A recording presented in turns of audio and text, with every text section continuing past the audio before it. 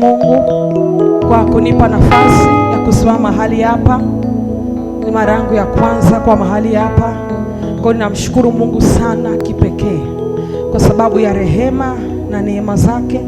Na kwa majina yangu naitwa Mwalimu Deborah Lema au Mrs. Eli Chansa. Ni mke wa mume mmoja na ni mama wa mtoto mmoja wa kiume anaitwa Ethan. Kwa ninamshukuru sana Mungu kwa ajili ya hiyo neema.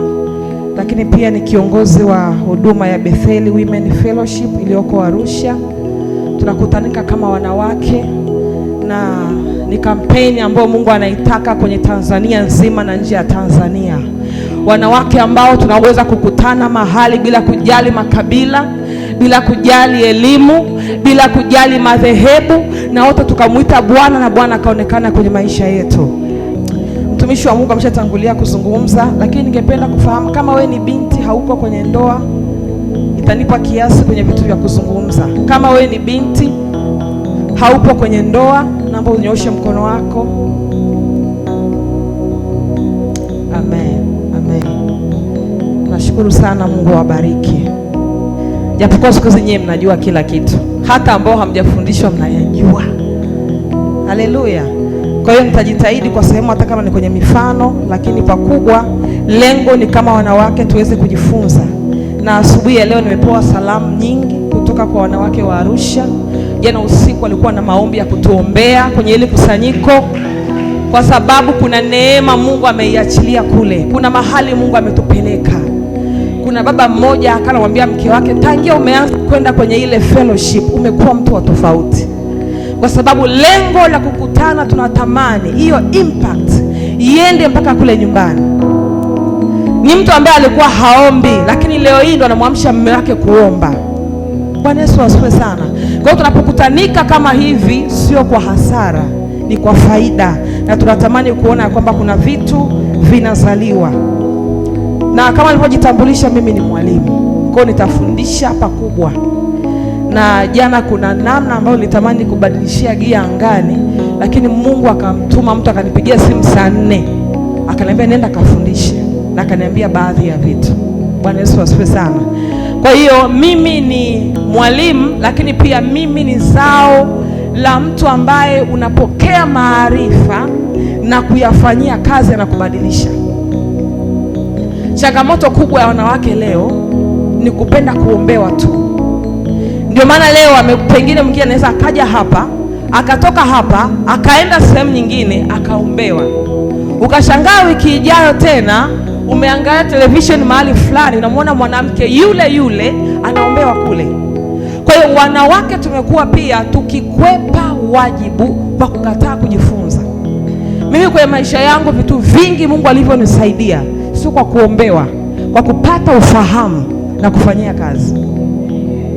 Bwana Yesu asifiwe sana. Kwa hiyo kaa mkao wa kujifunza, na unapotoka hapa hakikisha kwamba unaondoka na kitu ambacho utaenda kukifanyia kazi. Na kujifunza kwa habari ya uwezo wa mwanamke pale anapoamua kufanya maamuzi. Uwezo wa mwanamke pale anapoamua kufanya maamuzi. Na unapaswa kuelewa ya kwamba moja ya zawadi ambayo Mungu amempa mwanadamu ikiwemo mwanamke ni uwezo wa kuamua. Unajua hata hapo ulipokaa jinsi ulivyo ni matokeo ya maamuzi yako.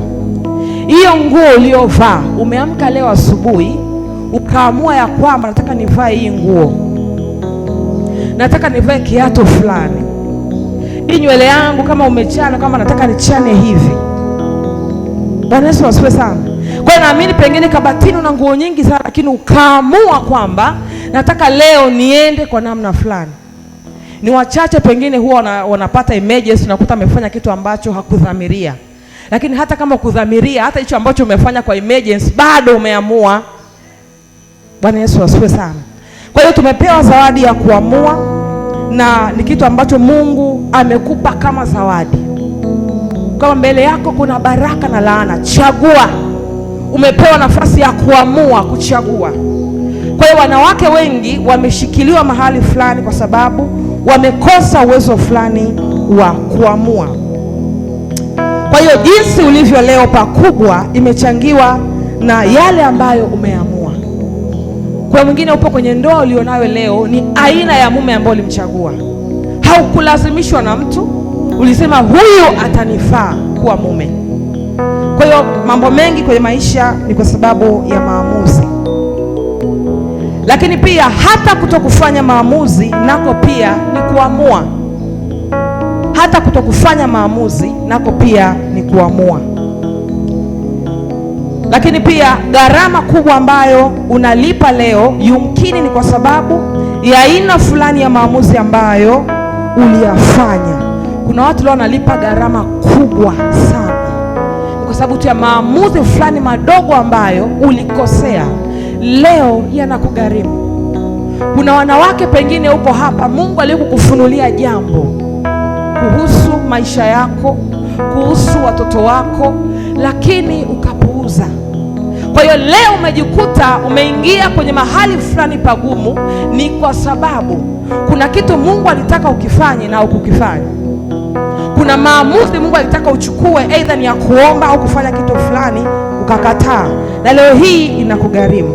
Kwa hiyo matokeo makubwa ya maisha mazuri na mabaya yametokana na aina fulani ya maamuzi ambayo tumefanya kwenye maisha yetu. Lakini pia amuzi moja au unaweza kufanya maamuzi fulani ambayo yakagharimu maisha yako yote. Kwa hiyo ndio maana unapaswa kuwa makini sana, kwa sababu kuna vitu unaweza ukafanyia maamuzi ikagharimu maisha yako yote. Bwana Yesu asifiwe sana. Kwa hiyo unapaswa kuwa makini.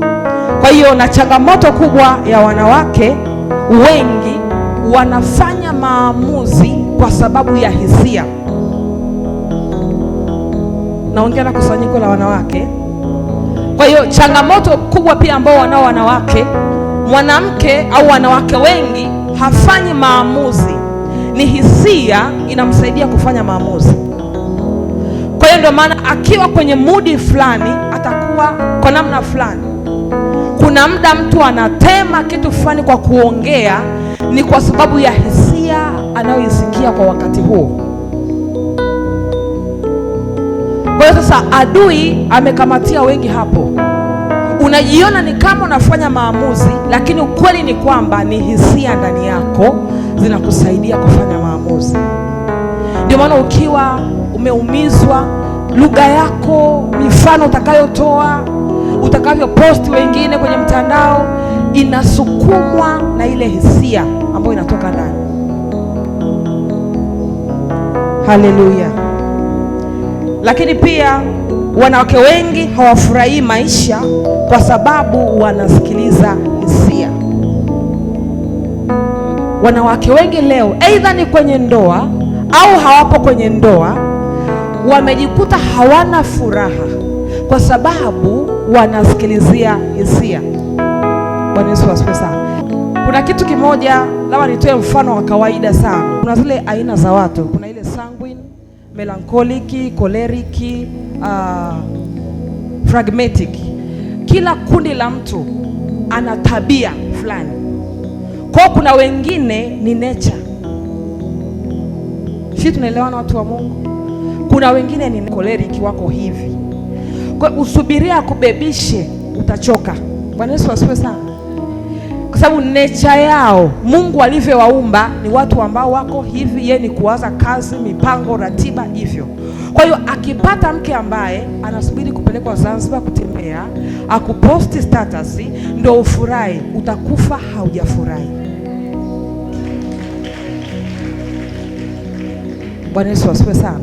Kwa hiyo nikiongeaga pia na wanawake, unapoingia kwenye ndoa, jambo la kwanza, jua mume wako ni mtu wa namna gani, nature yake ni ipi. Nature yake ni ipi? Kwa hiyo najifahamu mimi nina nature ipi. Mimi ni kwa mfano, mimi ni choleric na melancholic. Mume wangu pia nafahamu naye ni kipi na kipi. Kwa kuna vitu ambavyo automatic sitegemei kutoka kwake. Kwa hiyo pia imenipa furaha. Kuna binti mmoja, niwape mfano mwingine, mume wake naye ni choleric, yani ile kubwa ni choleric, kwa sababu unaweza kawa na 2 3. Sasa yeye mume wake ni choleric. Kwa hiyo wakati wa uchumba kampigia simu mchumba wake, akawa anamuuliza kwamba alo, nakusalimia, umekula? Kijana akatulia kwanza, hakujibu kwa haraka. Yaani nimeacha kazi zangu huko, nimekimbilia simu kwenye chaji, unaniuliza kwamba nimekula. Kama sijala ufanyaje? Kama sijala ufanyaje? Unaweza kuletea chakula huku nilipo? Hapana. Kwa nini unanisumbua? Unaelewa? Kwa hiyo ni mtu ambaye kujibebisha sio vitu vyake. Kwa hiyo kama mwanamke haujui, utaendelea kuumia, utamlinganisha mume wako na watu wengine na utapoteza furaha. Kwa hiyo ikitokea mume wako anapenda, ni vizuri. Sijasema ni kitu kibaya, lakini sio jambo la kukukosesha amani. Kuna mwingine anapenda akienda na mume wake mahali aanze kukusifia. Kama nakutambulisha madhabahuni ya kusifie, mke wangu ni hiki, ni hiki, ni hiki. Lakini kuna mwingine kwa kawaida sio muongeaji, lakini pia sio mtu wa kurecognize vitu. Kwa hiyo usipojua hicho, utaenda mahali uone kwamba amekudharau, kumbe wala ndivyo alivyo. Kwa hiyo anahitaji neema ya kujigundua kwanza, lakini pia awe na utayari wa kujibadilisha, kutwist kutoka sehemu moja kwenda sehemu nyingine. Kwa mfano, kwenye nature ya kwetu melancholic ni watu ambao ukiumizwa unaweza kukaa na kitu muda mrefu sana. Kwa hiyo baada ya kufanya hicho kitu, nikajifunza almost miaka 2 kujua haya makundi ya watu na uhalisia wao. Nikaanza kutathmini, hivi kweli waga naumia muda mrefu mtu akinifanyia kitu, na umeokoka, sio kwamba hujaokoka. Nikaanza kukipeleka kile kitu kwenye maombi. Kwa hiyo kilichonisaidia kuomba ni baada ya kujua kwamba ndivyo nilivyo, huo ni ukweli ambao haupingiki, ninahitaji msaada wa Mungu kwenye hili eneo. Lakini pia kwenye upande wangu pia wa choleric, ni mtu ambaye napenda nikimwambia mtu ufanye hichi kitu afanye. Kwa hata kwenye timu yangu ya huduma, mtu anapokuwa ni mlegevu, kuna mtu anasikia kitu kinafika hapa, unatamani umwandikie message au mpigie au mkaripie, lakini ile roho Mungu anakuambia tulia, kuna maisha baada ya hapa. Haleluya. Lakini imekuja baada ya kujitambua, Mungu nisaidie, kwa sababu kwenye hayo makundi kuna uwezo wao mzuri, lakini pia kuna madhaifu yao.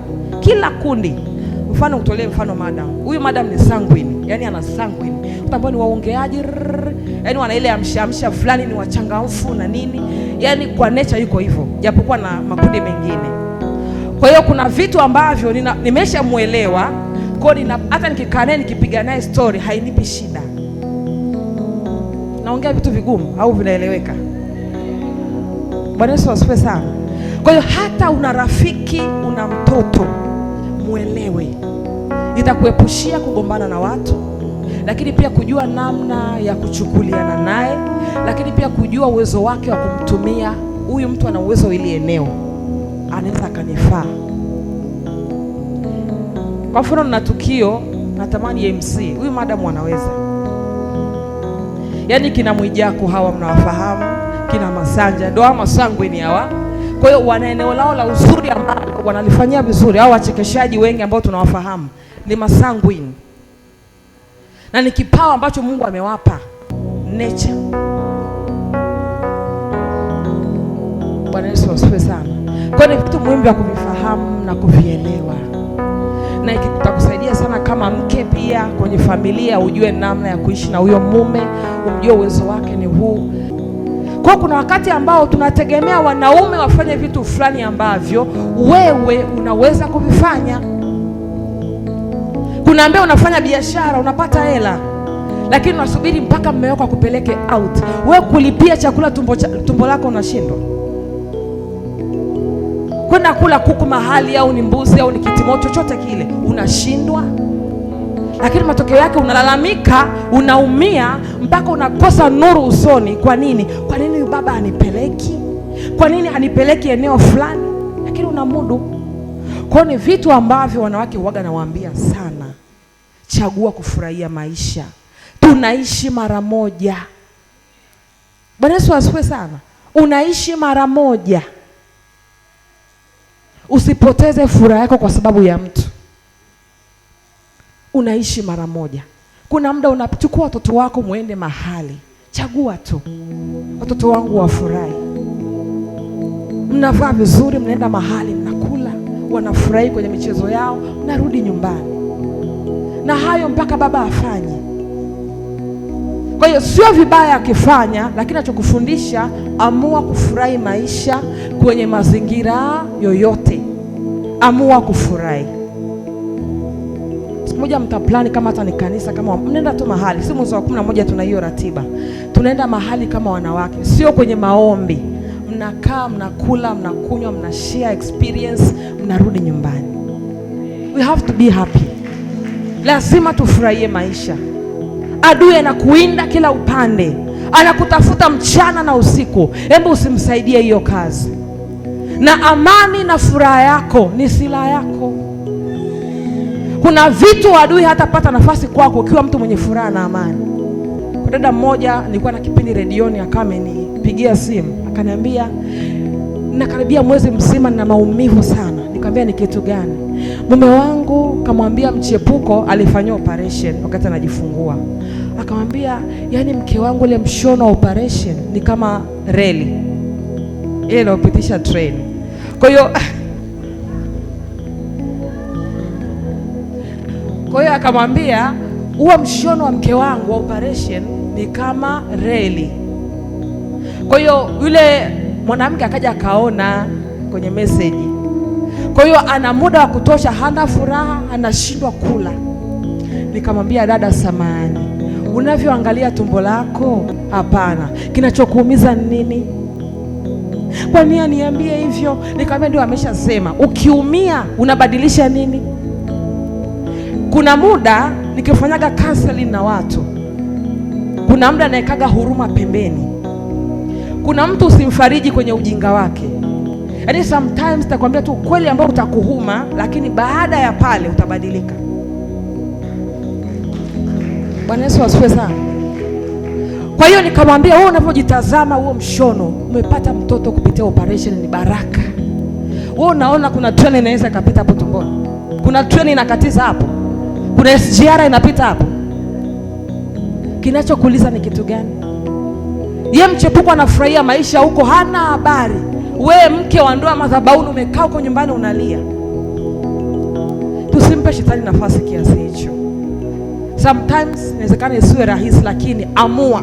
Ndio maana nimesema ni nguvu kwenye kuamua. Usisikilizie hisia. Nazungumza kwa habari ya kuamua. Ukisema uangalie hisia, inauma. Inauma. Ndio maana nikasema ya kwamba unapaswa kuamua. Nguvu na uwezo wa mwanamke kwenye kuamua. Kwamba naamua kuanzia leo nitaishi maisha ya furaha. Mtu anipongeze, asinipongeze, anifanyie hiki, asinifanyie hiki. Kuna pointi madam alisema ya kwamba kuna vitu pengine mwanaume fulani anafanya mahali, na unaweza kumuona mume wako ni mbaya kwa sababu wafanye na rafiki. Kwa hiyo kuna muda kama wanawake tunapoteza furaha ni kwa sababu unajikompea na watu.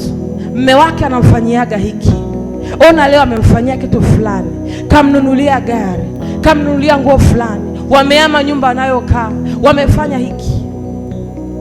Lakini kwenye kila magugu kuna ngano. Kwenye popote unapoona kuna gugu fulani, udhaifu fulani. Ninapozungumza kwa habari ya gugu ni madhaifu. Kwenye kila gugu kuna ngano. Pamoja na ubaya wote wa huyo baba, ana uzuri wake mahali. Ana uzuri wake mahali. Ndio maana hiyo kodi ya nyumba hujawahi kulipa na hamjawahi kulala nje. Kwa hiyo kuna pointi fulani tu ambayo anayo nzuri. Mimi kuna muda waga natenga muda kabisa, namwambia mume wangu, napenda unavyoijali familia. Yaani inakuwa ni kikao kabisa, mume wangu naomba muda wa kuongea na wewe. Tunakaa. Napenda unavyohudumia familia. Panapokuwa hamna hela, unapokuwa unawaza tunafanyaje, I really appreciate what you are doing. Nathamini, natambua mno. Nikitaka kuna mahali kwenye huduma haujawahi kunizuia. na mwambie afahamu. Usione kwamba ni wajibu wake kufanya. Kuna ambao ni wajibu na hawafanyi. Kwa hiyo jifunze kutambua kwamba yale mwenzako anayoyafanya, na umwambie. Useme nikimwambia atavimba mno. Mwambie, utamchochea kufanya vizuri zaidi, itampa nguvu. Bwana Yesu asifiwe sana. Itampa nguvu. Na kuna muda hata kama alikuwa na kitu kibaya, wewe mtulize tu, mwambie mazuri yake yote. Kwa mwingine na miaka kadhaa kwenye ndoa, hujai kuona changamoto yoyote kwa mume wako ambayo ikakufanya ukawa na misukosuko. Mimi naadili na kesi za wanawake. Kuna muda napokea kesi za watu, nasikiliza, namwambia Mungu, kwa hili sijawahi kupitia changamoto. Kuna muda ukisikia mambo ya watu wanayopitia, wewe unaishi paradiso. Na hiyo mimi binafsi imenijengea sana kuwa na moyo wa shukrani. Imenijengea mno. Kuna muda unakosa kuwa na shukrani kwa sababu haujasikia mambo magumu ya watu. Hujasikia watu wanavyoteseka. Hujasikia watu wanavyokataliwa.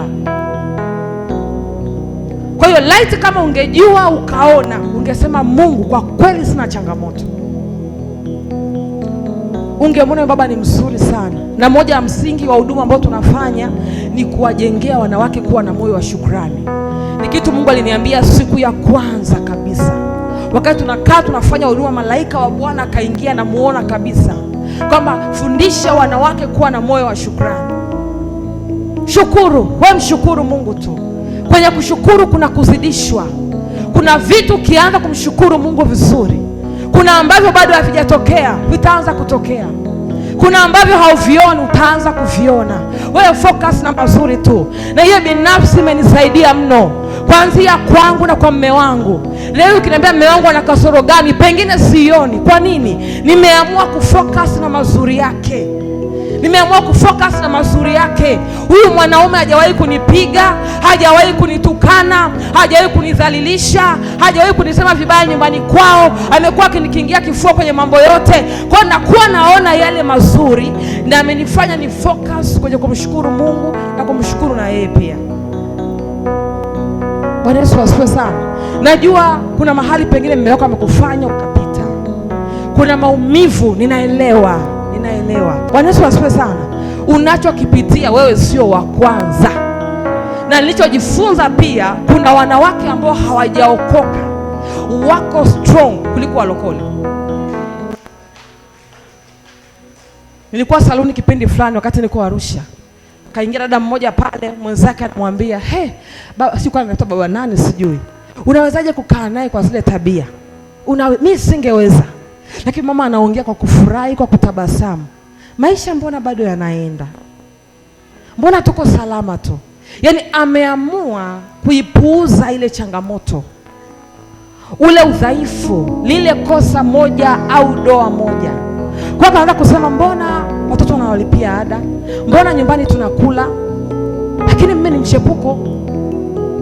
Bwana Yesu asifiwe sana. Lakini sikuongea kitu kwa sababu siwafahamu, lakini nikawa tunajifunza kitu. Hao tu kama hajaokoka, lakini amekuwa tuna mtazamo positive. Na kama kuna kitu ambacho adui anakipiga kwa wanawake ni kuwa positive. Anakuletea kasoro tu. Kuna mwingine leo unajua kasoro za mume wako zote, za kwako huzioni na hauzijui. Bwana Yesu asifiwe sana. Lakini ameamua kuona mazuri ya mume wake.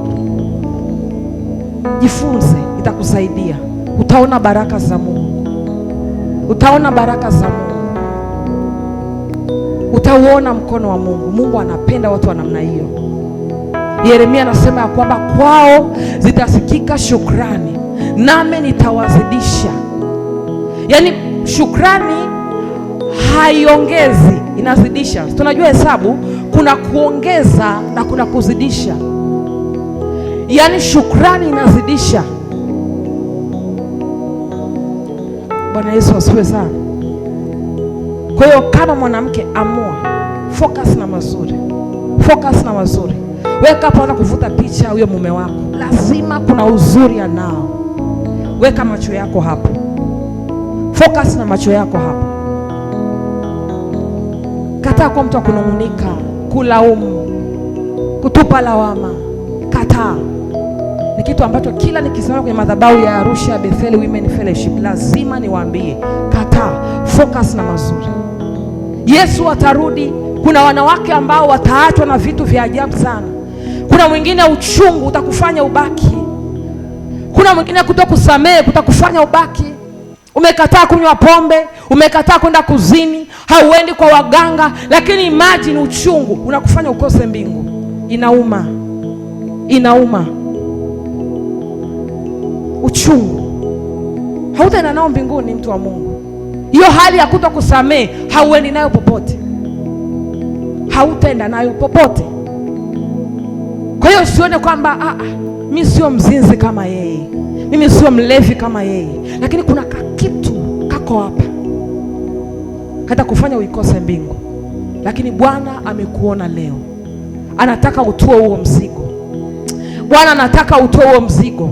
Yumkini ikawa ni vigumu kweli, unajaribu unashindwa, lakini ndio maana Yesu akasema ya kwamba njooni kwangu nyote msumbukao na wenye kulemewa na mizigo.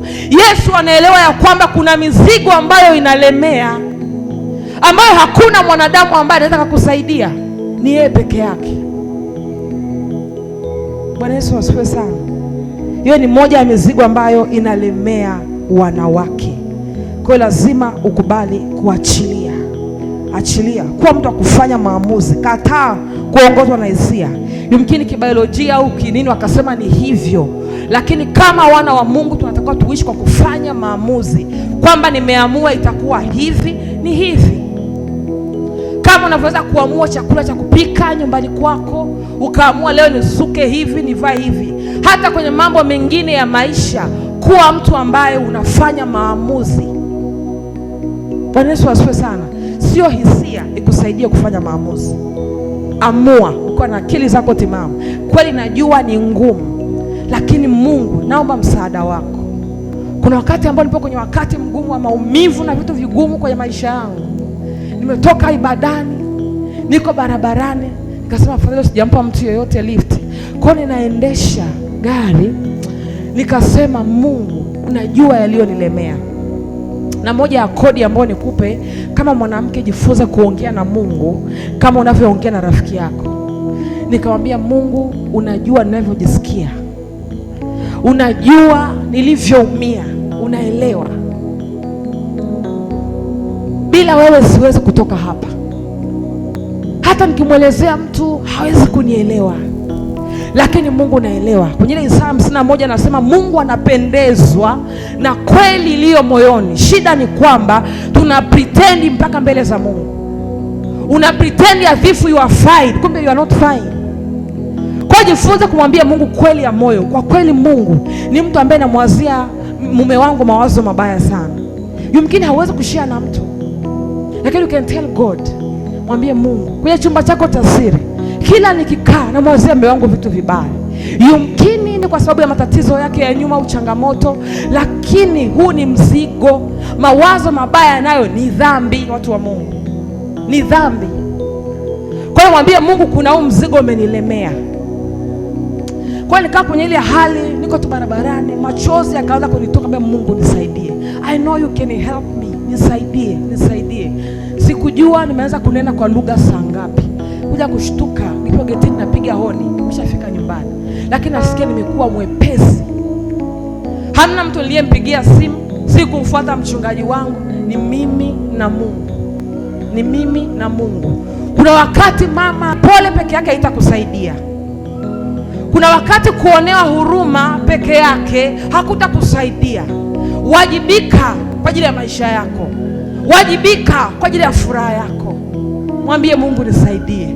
Najiona kabisa hapa, hata ukishuka leo, haya maumivu, huu uchungu, nitabaki. Naomba unitue huu mzigo, niweke huru. Yesu anasema ya kwamba utatuweka huru, tutakuwa huru kweli kweli. Niweke huru. Haleluya. Tunaelewana watu wa Mungu? Kwa hiyo vitu vingine vifanyie maamuzi. Zungumza na Mungu. Mishale inayorushwa kwa mwanamke ni mingi sana, na usipofanya maamuzi, kuna vitu vitabakia kuwa hivyo hivyo.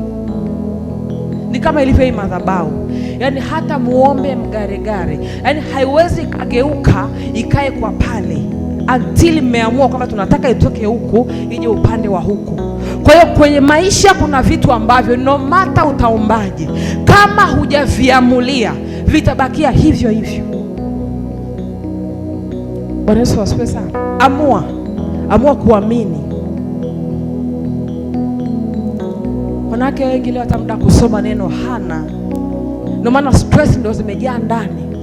Lakini kumbe andiko moja tu ina uwezo wa kukufungua. Andiko moja tu. Nimekuwa na binti wangu wa kazi pale nyumbani, amekuja, alikuwa na vifungo sana, na nikatu na watu ambao nawafundisha, na nawaga nawaambia ya kwamba kila binti ambaye unakuja kwangu kuna kusudi la kimungu ambalo Mungu anataka niachilie kwenye maisha yako. Sio issue ya kufua nguo tu na kudeki. Ungeweza ukapata kazi kwenye nyumba nyingine. Kwa nini Mungu amekuleta hapa? Kwa nikaanza kuwajenga kwenye msingi wa neno. Na kila Jumatatu ni siku ya kuombea wiki nzima, kwa tutafunga familia nzima. Tuko kwenye maombi, nikawaambia Yesu ana uwezo wa kukuweka huru. Sio mpaka uombewe kila wakati. Siko kinyume na maombi, na mimi naombeaga watu. Nikamwambia tu kwamba lile andiko kwamba Yesu akituweka huru, tunakuwa huru kweli kweli. The time tunaomba pale, anaambia tuwe kiri hilo andiko. Anambia Bwana umesema ukituweka huru, tunakuwa huru kweli kweli. Naomba uniweke huru. Yule binti alimanifesti pale bila kuwekewa mkono, bila kuombewa na mtu yoyote. Neno linafungua. Bwana Yesu asifiwe sana. Neno linafungua. Kwa hiyo neno la Mungu lilimfungua yule dada. Kwa hiyo kama mwanamke, kuna vitu ambavyo unapaswa kuvifanyia maamuzi kwamba natamani kitu fulani. Neno la Mungu linasema hivi, kila unapata mstari wako kusimama nao. Wakati ambao sijapata mtoto, unaenda hospitali ambao hakuna hormone imbalance. Akasema yumkini ni kweli. Unapewa dawa fulani utatumia. Lakini huo mwaka ambao nimeconceive mtoto wangu, huo mwaka, wakati mwaka unaanza Januari, kuna lile andiko kwamba yasiwezekana kwa wanadamu, kwa Mungu yote yanawezekana. Kwa hiyo ikawa kila nikiamka asubuhi, pamoja na prayer point za hiyo siku, naambia Mungu, yasiwezekana kwa wanadamu, kwako Mungu yote yanawezekana. Yumkini wanasema mpaka kitu fulani kikae sawa ndio niweze kupata mtoto, lakini ninachoamini ya kwamba yasiwezekana kwa wanadamu, kwako yote yanawezekana. Kwa nitakiri asubuhi, mchana nikikumbuka nitaendelea na ule mstari tena.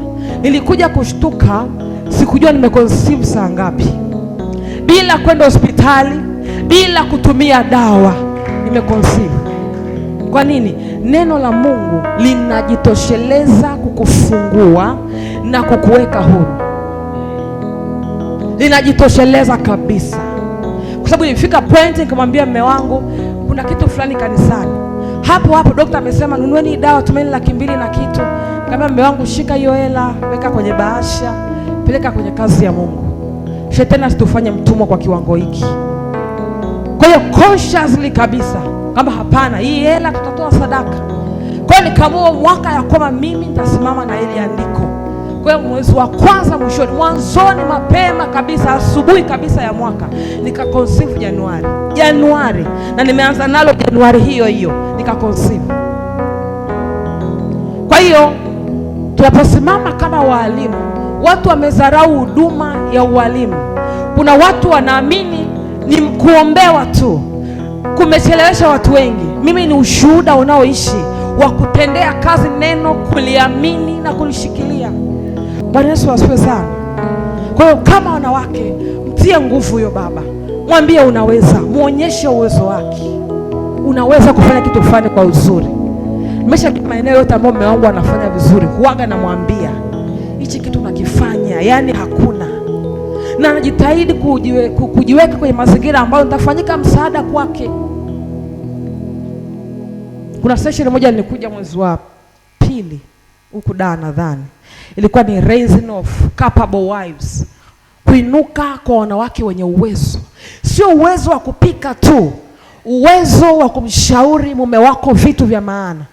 Anapokuwa na hangover ya kitu fulani, awaze kukupigia simu. Mimi ninafahamu watu ambao mume ana jambo, anampigia dada fulani mahali ya mshauri. Kuna wanawake wako smart mahali. Kwa endelea kujiweka hivyo hivyo, kuna watu watakusaidia majukumu.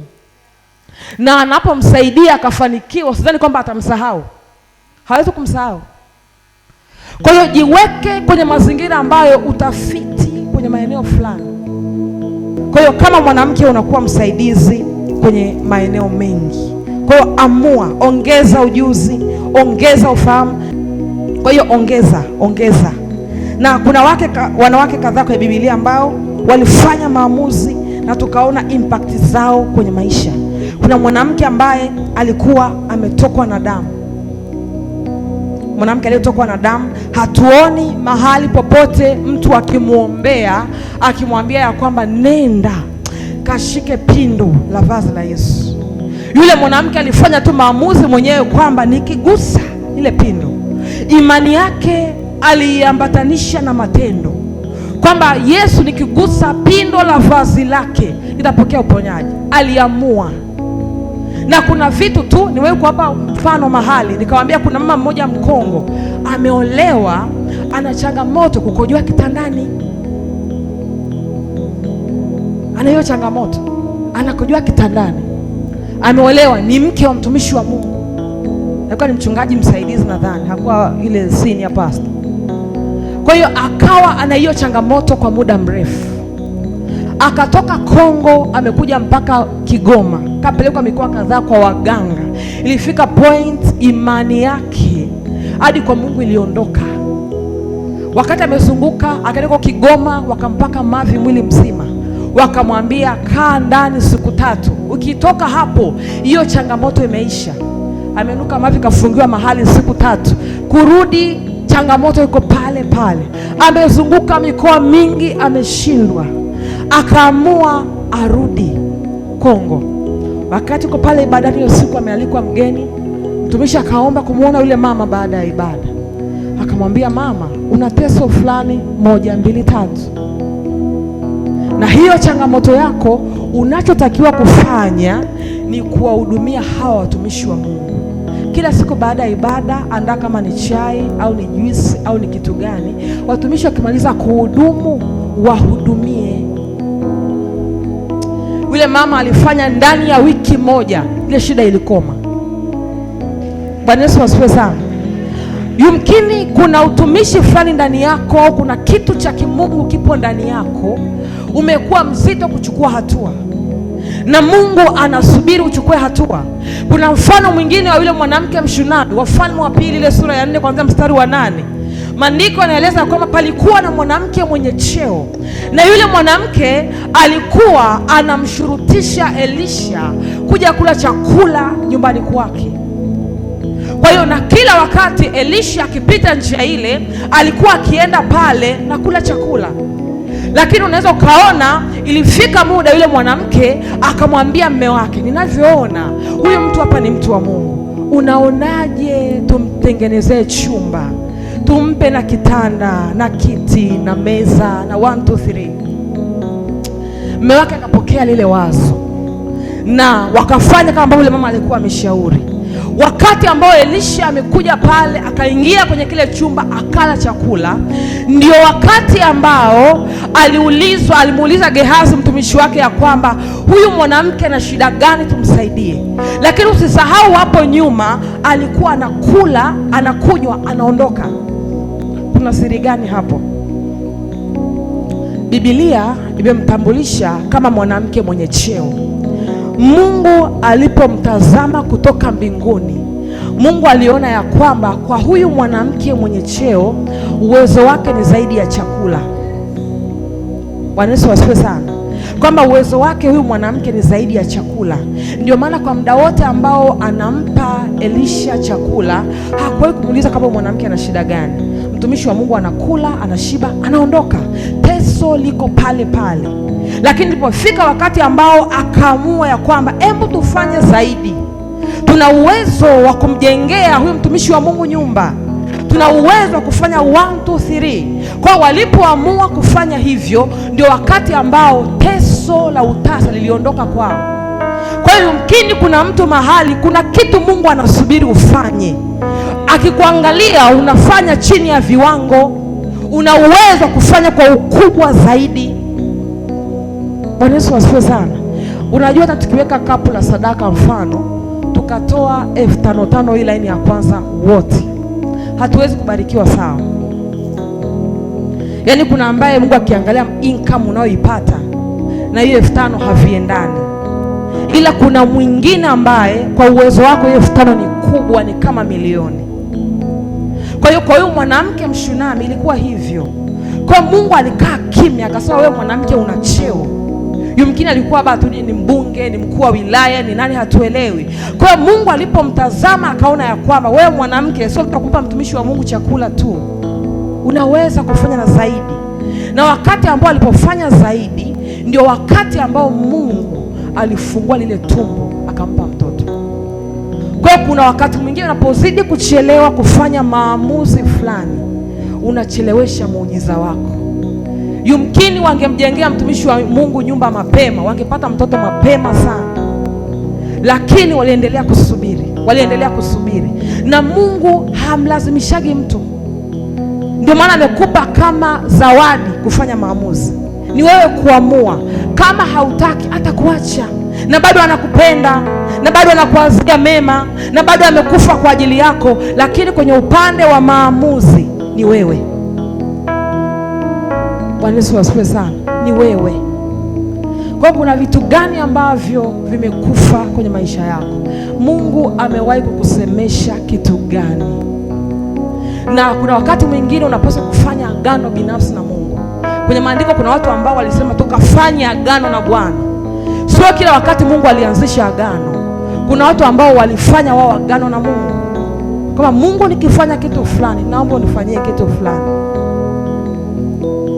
Wakati nahamia hapo napoishi Arusha, kuna mzee mmoja tunakaa naye jirani. Wakati tunahamia kwenye hiyo nyumba, nikamwambia mume wangu, huyu babu mzee hivi aingie jikoni kupika. Nikamwambia hapana, tuko hapa kama watumishi wa Mungu, tunapaswa kumhudumia huyu baba. Kwa hiyo kwa miaka 6 ambayo tumekaa pale, yule babu hajawahi kupika. Kwa hiyo nahakikisha kwamba anakula, anashiba. Tunachokula ndio kitu ambacho anakula yeye. Na nikamwambia Mungu, kwa utumishi huu sitapungukiwa nyumbani kwangu, hatutakosa chakula nyumbani kwangu. Kuna mwanamke ambaye upo, kuna watoto wamekuzunguka wana hali ngumu, watoto wako wanasoma shule nzuri, wala haujawahi kuwawazia, hujawahi kuwafikiria kwamba hata kwa mwaka mmoja, hata kama sio private, hata kwenye kituo mahali. Kuna watu ambao wanawafahamu wanafanya hivyo, kwamba kila mwaka hawa watoto 5 nitawanunulia uniform zao, mabegi ya shule na madaftari. Utapungukiwa nini? Hiyo 40,000 ambao unajaza kwenye nywele, ndani ya wiki 2 umefumua. Kumbe kuna mtoto mahali angevaa kiatu kizuri mwaka mzima, akaenda shuleni kwa furaha. Kwa kuna wakati baraka zetu zimefungwa kwenye maamuzi madogo madogo ambayo tungefanya yangetusaidia. Bwana Yesu asifiwe sana. Usiwe mtu wa kujihurumia sana. Mimi na miongo na watu ambao tungekuwa tumefanya vitu vikubwa sana, lakini tumejifunza kutanguliza wengine. Ni muda wetu wa kupanda. Tunawekeza mno kwa watu. Kuna muda hata hela haikai ndani kwenye simu wala benki. Ikija tu inafanya kitu kwa mtu. Hela hazikai. Tunawekeza na mavuno hayako mbali. Hizo hela huwa hazipotei. Huwa utumishi huwa haupotei. Bwana Yesu asifiwe sana. Kwa kuna vitu ambavyo fanya tu maamuzi. Ninaamua inapoondoka hapa siku ya leo, mimi na uwezo wa kutunza watoto wangu, ila kuna watoto ambao wako mahali hawana mtu wa kuwatunza, lakini nitahakikisha ya kwamba wanavaa vizuri, wana madaftari ya shuleni, viatu viko sawa. Huo ni utumishi wangu mbele za Mungu, na kwa kufanya hivyo Mungu, watoto wangu hawatateseka, whether nipo hai au sipo hai. Kwa utumishi wangu huu, Mungu hautaisahau sadaka yangu. Hilo ni agano lako na Mungu, na Mungu ataliheshimu. Bwana Yesu asifiwe sana. Kwa jaribu kujiuliza wewe ya kwamba umefanya maamuzi ya vitu gani. Unapojiangalia hapo umefika, umefanya maamuzi ya vitu gani? Barikiwe. Umefanya maamuzi ya vitu gani? Lakini Mungu amekupa hiyo nafasi ya kufanya maamuzi. Fanya maamuzi juu ya jambo fulani. Yumkini umekaa unaliwaza kwa muda mrefu na adui amefunga watu wengi hapo. Usifanye maamuzi. Kama endelea kutulia tu, endelea kutulia tu, endelea kutulia tu. Anakuchelewesha. Unakaa unaliwaza leo, unaliwaza kesho. Umeota ndoto ya kwanza, umeota ndoto ya pili, bado tu umetulia, bado tu umetulia. Kuna muda hata kama ni wazo la biashara, la kazi, Mungu atakunyang'anya, atampa mtu mwingine ambaye ana utayari wa kupokea. Kuna biashara ambazo wazazi wangu wanafanya mpaka leo, nilipata wakati tunamaliza chuo, ikaja kama wazo. Kuna muda Mungu anapenya kwenye mawazo, anakuambia fanya hii biashara, fanya hii biashara mwanangu, utafanikiwa. Hebu anzia hapa, hebu anzia hapa. Unapuuza hilo wazo, unapuuza hilo wazo, lakini Mungu anaachiliaga mawazo. Kwa hiyo nikalipokea, nikashia na wazazi wangu, mpaka leo wanafanyia kazi zaidi ya miaka 7 wanafanyia kazi, na limewasaidia, limewafikisha mahali fulani. Kwa hiyo kuna wakati Mungu anasema kwa njia nyingi, kwa zile njia 50 ambazo Mungu anasema na watu, njia mojawapo ni mawazo. Huduma ninazofanya nategemezaga makanisa machanga vijijini, ilikuja kama wazo, Mungu akapenyeza, nikasema kwa namna yoyote, sio shetani anaweza kunipa wazo kama hili. Bwana Yesu asifiwe sana. Shida ni kwamba kama mwanamke utakaa mpaka upewe unabii au mpaka wote, sikatai, unaweza kupewa unabii very fine, naunga mkono 100%, lakini unapokuwa unatembea, Mungu anadondosha wazo. Mtaa unaokaa mwanangu, ukifanya hii biashara itafanikiwa. Kwa hiyo Mungu ameshakuambia, anasubiri tu ufanye maamuzi, kama uamue kufanya, na Mungu hawezi kukusaidia kuchukua hatua. Kuchukua hatua ni kazi yako, ni wajibu wako kuchukua hatua. Yeye anabariki hatua za mtu. Hata maandiko yanasema anabariki hatua zako. Fanya maamuzi. Kuna mfano mwanamke mwingine anaitwa Esther, ile sura ya 4. Amepelekewa habari Wayahudi watakiwa kuuawa. Yule mwanamke akatamani aanze kujitetea, na Mordekai mjomba wake akamwambia ya kwamba ukikaa kimya kwa wakati huu, Mungu ataleta msaada kwa Wayahudi kwa njia nyingine, lakini wewe na nyumba yako taangamia. Yule mwanamke alifanya maamuzi ya kwamba hebu tuingie kwenye maombi ya siku 3, na akaenda kinyume na utaratibu, akaenda kinyume na mfumo kwa mfalme, lakini alipata kibali. Kwenye maisha kuna vitu ambavyo ukisema uangalie mfumo utachelewa. Bwana Yesu asifiwe sana. Kuna vitu ukisema uangalie mfumo utachelewa. Familia uliotoka kuna mfumo fulani, upande ulioolewa kuna mfumo fulani. Lazima wainuke wanawake ambao wako tayari kwenda mbele za Mungu, kwenda kinyume na mfumo, kwenda kinyume na utaratibu. Yule mwanamke aliyetokwa na damu alisema, ni kweli haturuhusiwi kuchangamana na watu, lakini kwa ajili ya hili tatizo nitaenda katikati ya umati na nitamshika Yesu na nitapokea uponyaji. Angesema angalia utaratibu na mfumo, angebaki vile vile. Na mwanamke usiposimama, kuna mfumo kwenye familia ya mume wako, watoto wako watapita pale pale.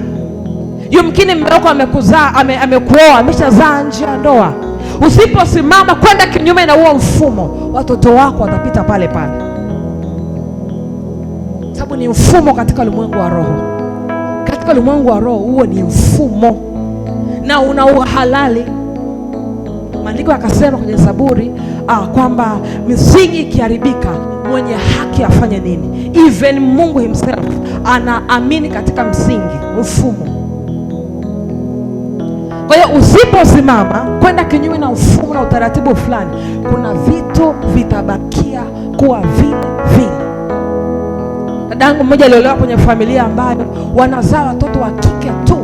Kila anayezaliwa ni wa kike, wa kike, wa kike, mashemeji, mawifi wa kike, wa kike, wa kike. Alisimama akaomba, akamwambia Mungu, unaweza kunipa na watoto wa kiume. Mungu amempa watoto wa kiume. Bwana Yesu asifiwe sana. Aliamua kusimama kinyume na mfumo, kinyume na utaratibu. Unaamua kufanya nini? Maisha yako jinsi ulivyo leo ni matokeo ya maamuzi yako madogo madogo ya kila siku. amua kung'ang'ana. Kule mwanamke kule Tiro alipompeleka mtoto wake kwa Yesu, Yesu amsaidie. Yesu alimwambia siwezi nikachukua chakula cha watoto niwape mbwa. Ilikuwa kweli utaratibu wa wakati ule, lakini yule mwanamke aliamua kupambana. Hata mbwa hula kwa makombo ambayo yanaanguka kwenye meza za bwana wao. Katika ulimwengu wa roho, huko ndo kwenda kinyume na mfumo. Kuna ombeni nanyi mtapewa, tafuteni nanyi mtaona, bisheni. Kuna ile level ya kubisha. Watu wanatamka tu ombeni nanyi mtapewa, tafuteni nanyi mtaona. Kubisha ni kufanya nini? Kuna vitu lazima uende kinyume na utaratibu, uende kinyume na mfumo fulani ambao umekaa kwa muda mrefu. Hii misingi lazima iniachie, lazima nitoke hapa. Haijalishi wangapi wameshikiliwa hapo, lakini kama mwana wa Mungu nao halali, Yesu amelipa gharama kwa ajili yangu, lazima nivuke hapa. Na sivuki peke yangu, navuka na watoto wangu, navuka na ndoa yangu, navuka na kizazi changu. Historia itengenezwe kupitia wewe, mtu wa Mungu. Bwana Yesu asifiwe sana. Usipite pale pale, usikwamie pale pale walipokwamia ndugu zako. Unatamani ukafanya maamuzi gani baada ya kuondoka hapa siku ya leo? Unatamani ukafanya maamuzi gani? Mungu ameweka mikononi mwako, ni wewe kuamua. Ni wewe kuamua kuinusuru familia. Mifano iko mingi kwenye Biblia. Wanawake kama kina Abigaili, mke wa Nabali, aliamua kumnusuru mume wake asife kwa namna ya ajabu kwa sababu ya upumbavu wa mume wake. Akaenda akaandaa vitu vizuri, akaenda akampoza Daudi. Ni maamuzi aliyofanya. Wewe kama mwanamke, una kitu ambacho ukiamua kufanya, dunia itasimama. Bwana Yesu asifiwe sana. Kuna msemo tumezoea kusikia mtaani kwamba mwanamke akiamua jambo lake, hata shetani atakaa pembeni ajifunze. Bwana Yesu asifiwe sana. Kwamba mwanamke akiamua kufanya jambo lake, hata shetani atakaa mahali ajifunze. Kwa hiyo kama kwenye upande wa giza anaamua kufanya hivyo, kwenye upande wa nuru pia kuna vitu ukiamua kuvifanya, kwamba ninaamua kusimama na huyu baba, hii tabia itabadilika tu. Nimewahi kuona kina mama ambao mume wake ni mlevi, anajua mume wangu anapenda kunywa maji, kwa hiyo akachukua yale maji akayaombea. Kwa kila akiomba maji ya kunywa akimpelekea, anatamkia kitu. Haikuchukua muda, ulevi ulikata. Bwana Yesu asifiwe sana. Mnaonaga hata mara kadhaa wanawake wanaombaga, mume wangu ni mzinzi, natamani akienda mahali sijui uume usisimame. Kama ako ka kitu umeweza kukakontrol, ulimwengu wa roho ukasikia, kuna vitu vingapi kwenye maisha ambavyo ukiviamulia vitakuwa? Kuna vitu vingapi? Nafahamu mama kadhaa ambao amefanya hivyo, mpaka umeambia umeniloga. Sio kama amemloga, amemuombea akamtamkia.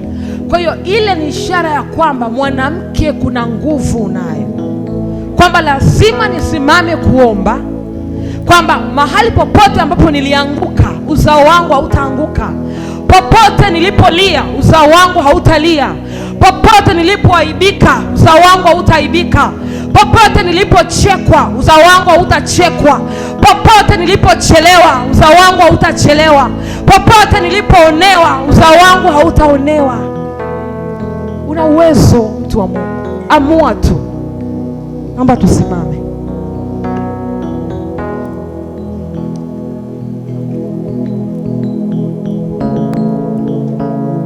Kuwa serious na maisha. Hatuna muda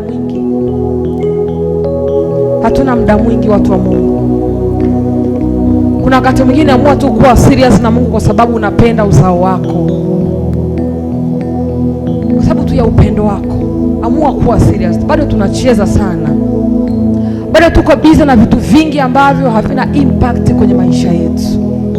Amua tu.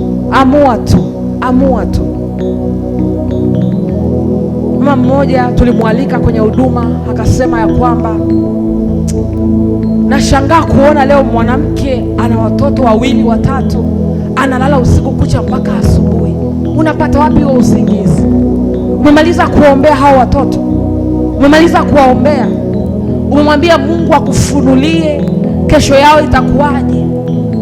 Kumbe mwanamke, unaweza ukaamua hata watoto wako waje kuwa watu gani. Hana alifanya maamuzi ya kwamba lazima Samueli atakayezaliwa atakuwa kuhani. Alifanya maamuzi kwa ajili ya mtoto wake. Kumbe mama, una uwezo wa kuamua kwamba mtoto utakayemzaa atakuja kuwa nani baadaye. Una uwezo wa kuamua. Amua tu, amua. Mungu anakusubiri uamue. Kila ambacho utaamua Mungu atakitekeleza. Kwenye Hesabu anasema, nitafanya kama nilivyosikia wakisema, nitafanya kama ambavyo nimesikia wakisema. Mwambie Mungu dakika hii moja, mwambie Mungu, yumkini nimekuwa nikisitasita kwenye mambo mengi. Kuanzia sasa napokea nguvu ya kusonga mbele. Kila roho ya uzito ninaivua, kila roho ya uzito ninaivua mahali hapa. Ninaondoka na roho ya wepesi. Kila kitu ambacho kinanipa uzito wa kufanya maamuzi, unapanga mifungo unairisha, unapanga kuamka usiku unairisha, unapanga kutoa sadaka unairisha. Hiyo ni roho ya uzito imekushikilia.